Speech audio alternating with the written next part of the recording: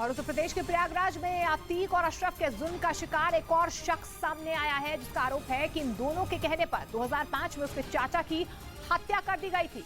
आरोप है कि अतीक और अशरफ के गुर्गों ने इस वारदात को अंजाम दिया था।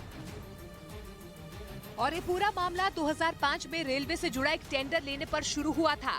सामने आए शख्स के मुताबिक उनके चाचा ने जैसे ही रेलवे का ये टेंडर लिया, अतीक और अशरफ भड़क गए। उन्होंने उसके चाचा को सबक सिखाने का आदेश दे दिया था। अशरफ जो है वो बोले थे कि हाथ पैर तोड़ के उसको लाके रेलवे गेट पे फेंक दो। आरोप है कि उसके चाचा की हत्या के मामले में कोर्ट में गवाही देने पर उसे भी कई बार धमकाया गया। पीड़ित के मुताबिक अतीक और अशरफ नहीं चाहते थे कि किसी को भी रेलवे का कोई भी टेंडर मिले। यूक्रेन जंग के बीच रूस के रक्षा मंत्रालय ने एक वीडियो जारी कर दुश्मन के सैन्य ठिकानों को तबाह करने का बड़ा दावा किया है। रूसी रक्षा विभाग के मुताबिक इस हमले में जेलेंस्की के कई सैनिक मारे गए, जिन पर हमला करने के लिए रूसी सैनिकों ने 2A65 तोप का इस्तेमाल किया। रूसी सेना के अधिकारियों के मुताबिक उन्हें पता चला कि जेलेंस्की के कुछ सैनिक एक ऊंची इमारत में मौजूद हैं और वो वहीं से हमला करने की फिराक में हैं। इसकी जानकारी मिलते ही रूसी सैनिकों ने अपनी इस घातक तोप से बम बरसा दिए। रूस का दावा है कि इस हमले में न सिर्फ यूक्रेन का सैन्य ठिकाना तबाह हो गया, बल्कि उसके कई सैनिकों की भी मौत हो गई। हालांकि इस बात की जानकारी नहीं दी गई है कि हमला किस इलाके में किया गया। रूस की 2A65 तोप की रेंज 30 किलोमीटर की है और ये 1 मिनट में 5 से 6 बम बरसा सकती है। अतीक अहमद की पत्नी शाइस्ता परवीन की तलाश तेज कर दी गई है। शाइस्ता परवीन 40 दिनों से फरार चल रही है।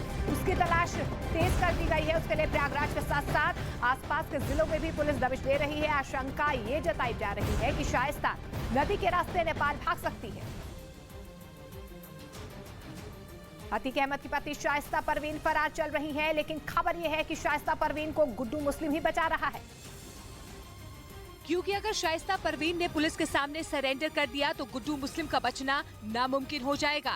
इसी वजह से ये आशंका जताई जा रही है कि गुड्डू मुस्लिम शाइस्ता परवीन को सरेंडर करने नहीं दे रहा। शाइस्ता को पुलिस से बचाने के लिए वो साय की तरह उसके साथ चल रहा है। आशंका ये भी जताई जा रही है कि शाइस्ता गुड्डू मुस्लिम के दबाव की वजह से ही सरेंडर नहीं कर पा रही है। इससे पहले ये भी खबर आई थी कि अतीक और अशरफ की हत्या के पीछे गुड्डू मुस्लिम भी हो सकता है।